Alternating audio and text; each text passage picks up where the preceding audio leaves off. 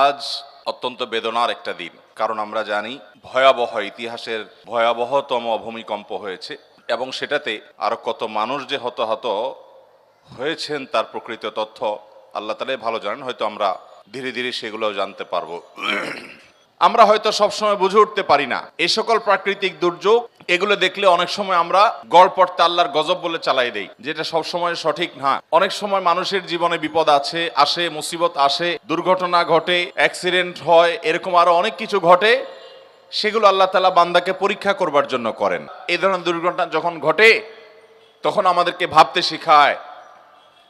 না ঘুমানোর নিয়ত করে যখন রাত 2টা 3টা সকাল 7টা 8টা 9টা 10টা অ্যালার্ম দিয়ে ঘুমায়, ফজরের নামাজ পড়ার নিয়ত নাই, ঘুমের সময় সে নিয়ত করেই শুইতেছেন। আপনি মোবাইলের ভিতরে অ্যালার্ম সেট করলেন 10টায় 11টায় 9টায় 7টা 8টায় উঠবেন, অফিসে যাবেন, কাজে কামে বের হবেন। আর এর মধ্যে যদি এরকম বিপদ আপনার আমার উপরে আসে, তো আল্লাহর নাফরমানি করার নিয়ত করে শুয়েছেন, ওই অবস্থায় মওত হয়েছে।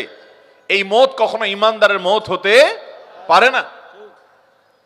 ভাইরা আমার, এই সকল ঘটনা, এই সকল মুসিবত, এই সকল দুর্ঘটনাগুলো আমাদেরকে যে কত কিছু শেখায়। অন্য আরেকটি হাদিসে আমরা দেখি নবী আলাইহিস সালাম বলেছেন, ইন্নাল্লাহা ইযা আহাব্বা কওমান ইবতালাহুম, আল্লাহ তাআলা যখন কোনো মানুষকে পছন্দ করেন, কোন সম্প্রদায়কে পছন্দ করেন, আল্লাহ তাআলা তাদেরকে পরীক্ষায় ফেলেন, পরীক্ষায় নিপতিত করেন। আমান্না বলল, আল্লাহর আনুগত্যের কথা বলল, আর আল্লাহ তাআলা সেটাকে গ্রহণ করে নিলেন। এটা সব সময় হয় না, বরং আল্লাহ তাআলা অনেক সময় হ্যামার করেন, প্রেসার দেন, এবং আল্লাহ তাআলা সবকিছুই জানেন, আল্লাহর পরীক্ষা করার কিছু নেই। তারপর আল্লাহ তাআলা আমাদের কাছে প্রমাণিত করেন যে এই বান্দা আল্লাহ তাআলার খাঁটি বান্দা। তিনি আমান্না মুখে বলেন নাই, কলব থেকে বলেছেন, অন্তর থেকে বলেছেন। এই জন্য বিভিন্ন বিপদ আপদ, বিভিন্ন মুসিবত দিয়ে আল্লাহ তাআলা অনেক সময় মানুষকে পরীক্ষা করেন। অতএব এই যে প্রাকৃতিক যত দুর্যোগ হয়, সেটা ঝড় হোক, জলোচ্ছ্বাস হোক, কোনো দুর্ঘটনা হোক, ব্যক্তি জীবনে হোক, পারিবারিক জীবনে হোক, কোনো একটা ছোট্ট সমাজে হোক, একটা দেশের জন্য হোক, পৃথিবীর বড় অংশ জুড়ে হোক, এগুলোকে সব সময় আমরা চোখ বন্ধ করে আল্লাহর গজব হিসাবে চালাবো না। বিশেষ করে যখন ঈমানদারদের উপরে পতিত হবে, সেটা হতে পারে আল্লাহর পক্ষ থেকে পরীক্ষা, আবার হতে পারে আমাদের কোনো অপরাধের কারণে, কোনো পাপের কারণে, কোনো গুনাহের কারণে আল্লাহ রাব্বুল আলামিন আমাদেরকে শাস্তি দিচ্ছেন। কারণ আল্লাহ তাআলা কোরআনে অন্য আয়াতে বলেছেন, যাহারাল ফাসাদু ফিল বাররি ওয়াল বাহরি বিমা কাসাবাত আইদিন নাস, মানুষ নিজের হাতে যে সমস্ত গুনাহ কামায়, এগুলোর কারণে আল্লাহ তাআলা পৃথিবীতে কিছু ব্যত্যয়, কিছু দুর্ঘটনা, কিছু বিপদ আপদ আল্লাহ তাআলা দেন। কেন দেন? লিযিকাহুম বা'দাল্লাযী আমিলু, যাতে করে তাদের হাতের করা অপরাধ, নিজেদের কামাই করা গুনাহ, এগুলা কিছুটা শাস্তি, কিছুটা ভোগ, কিছুটা এগুলোর স্বাদ, অর্থাৎ এগুলোর প্রায়শ্চিত্ত যাতে কিছুটা তারা দুনিয়াতে করে ফেলে, যাতে করে তারা এই সমস্ত ঘটনা থেকে শিক্ষা গ্রহণ করে ফিরে আসতে পারে আল্লাহর দিকে। মোহতারাম হাজরিন, ঠিক ফজরের সময় ভোরবেলা এই ধরনের দুর্ঘটনা যখন ঘটে, তখন আমাদেরকে ভাবতে শেখায়। না ঘুমানোর নিয়ত করে যখন রাত 2টা 3টা সকাল 7টা 8টা 9টা 10টা অ্যালার্ম দিয়ে ঘুমায়, ফজরের নামাজ পড়ার নিয়ত নাই, ঘুমের সময় সে নিয়ত করেই শুইতেছেন। আপনি মোবাইলের ভিতরে অ্যালার্ম সেট করলেন 10টায় 11টায় 9টায় 7টা 8টায় উঠবেন, অফিসে যাবেন, কাজে কামে বের হবেন।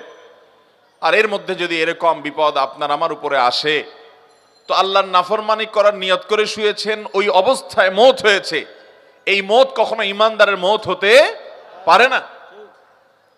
ভাইরা আমার, এই সকল ঘটনা, এই সকল মুসিবত, এই সকল দুর্ঘটনাগুলো আমাদেরকে যে কত কিছু শেখায়। একটা শহর শেষ হয়ে যাচ্ছে সামান্য 1 মিনিট সময়ের মধ্যে। আল্লাহ রাব্বুল আলামিন কিয়ামত যে কায়েম করবেন, সূরা জিলজালের মধ্যে যে আল্লাহ বলেছেন, ইযা জুলজিলাতিল আরদু জিলজালাহা, এই ঘটনা আমাদেরকে সে আয়াতের দিকে নিয়ে যায় যে আয়াতে আল্লাহ বলেছেন, যখন এই গোটা ধরা পৃষ্ঠ, এই গোটা পৃথিবীকে প্রকম্পিত করা হবে এবং ফেটে চৌচির হবে, মধ্য থেকে সব মানুষ জীবন্ত হয়ে আবার হাসরের ময়দানে একত্রিত হবে। কিভাবে গোটা পৃথিবীর এই সংসার ভেঙে শেষ হয়ে যাবে, ইস্পাত সভ্যতা এবং ইট বালুর এই দালান, এই সভ্যতা, এটা কিভাবে চুরমার হয়ে মাটির সাথে মিশে যাবে, আজকের কিছুটা অনুমান করা যায় কি যায় না? আল্লাহ রাব্বুল আলামিন আমাদেরকে শিক্ষা অর্জন করার তৌফিক দান করুন। মোহতারাম হাজরিন, আমাদের যে কাউকে এরকম বিপদের মুখোমুখি যে কোনো মুহূর্তে হতে পারে। অতএব ইমানদার সব সময় প্রস্তুত থাকবে যে আল্লাহ রাব্বুল আলামিন আমাকে যদি কখনো যে কোনো মুহূর্তে নিয়ে যান, যে কোনো মুহূর্তে নিতে পারেন, আমি যেন ইমানদার অবস্থায়, আমি যেন তওবাকারী অবস্থায়, আমি যেন মুত্তাকি অবস্থায় যেতে পারি। আল্লাহ আমাদের সবাইকে সেই তৌফিক দান করুন। ভাইরা আমার, এই ধরনের ঘটনা প্রায় ঘটে পৃথিবীতে, বড় বড় দুর্ঘটনাগুলো, কিন্তু আমরা কিছুদিন সেগুলো নিয়ে আলোচনা করি, আবার আমরা যে সে আগের জায়গায় ফিরে চলে যাই। অথচ এগুলো থেকে আমাদের শিক্ষা গ্রহণ করার কথা। বিশেষ করে ভূমিকম্প নিয়ে এবং এই জাতীয় আরো অনেক প্রাকৃতিক বড় বড় ঘটনাগুলো ঘটে, যেগুলোকে আমাদের আজকের প্রজন্ম, আজকের দুনিয়া ওইটাকে রীতিমতো এনজয় করার চেষ্টা করে। ফেরাউন আল্লাহ তাআলা তার ভিতরে কিছু অলৌকিকত্ব দিয়েছিল, কিছু পাওয়ার দিয়েছিল, সেও মনে করেছিল যে আমাকে আর ঠেকায় কে। ঈমান আনে নাই আল্লাহর নবীর প্রতি, ঈমান আনে নাই আল্লাহর দাওয়াতকে, আল্লাহর নবীর দাওয়াতকে গ্রহণ করে নাই। আল্লাহ রাব্বুল আলামিন তাকে ধ্বংস করেছেন, ধ্বংস করে তার লাশ আল্লাহ তাআলা রেখে দিয়েছেন এবং কোরআনে আল্লাহ তাআলা আয়াত নাজিল করেছেন, কাযালিকা নুনাজ্জিকা বিবাদানিকা লিতাকুনা লিমান খালফাকা আয়া।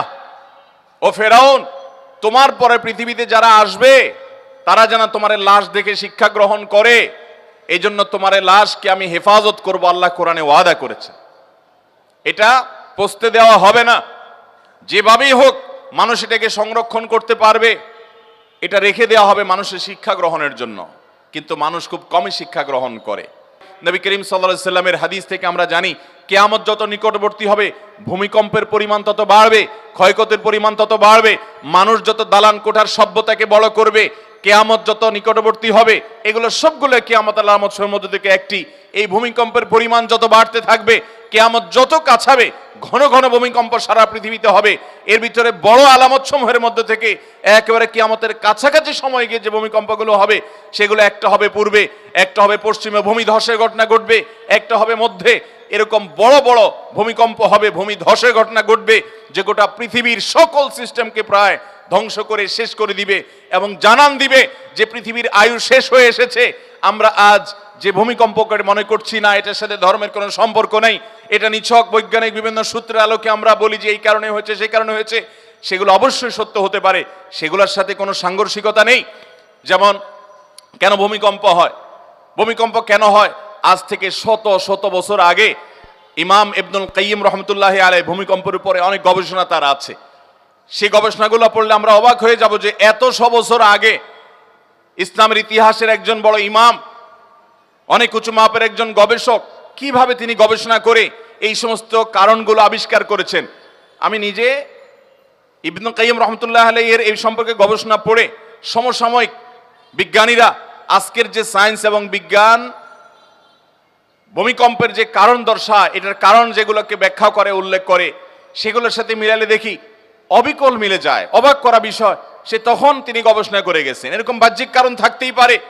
পৃথিবীর ভূপৃষ্ঠের নিচের গ্যাস যখন কমে যায়, সেটা ভূমি ফাটলের মাধ্যমে হোক, আগ্নেয়গিরির মাধ্যমে হোক, প্রস্তর পরে যখন নানান কারণে পৃথিবীর এই নিচে দেশে তলদেশে ফাঁকার সৃষ্টি হয়, সেটার কারণে জমিন দেবে যায়, ভূমিকম্প হয়, এরকম নানান বিষয় বৈজ্ঞানিক গবেষণা উঠে এসেছে। এগুলোর সাথে কোন হাদিসে কোনো ইসলামের দৃষ্টি হলো, কোরআন এবং হাদিসের দৃষ্টি হলো আরো পেছনে। যেই কারণেই হোক না কেন, ওই কারণের পরের কারণ, তারও পরের কারণ, তারও পরের কারণ, যেগুলো সেগুলো বিজ্ঞান আর বলতে পারবে না, একজন ইমানদার বলতে পারবে আল্লাহর হুকুম হয়েছে, সৃষ্টি জগতের মালিকের ফয়সালা হয়েছে, তাই হয়েছে। অতএব আমরা অনেক কারণ বলতে পারবো।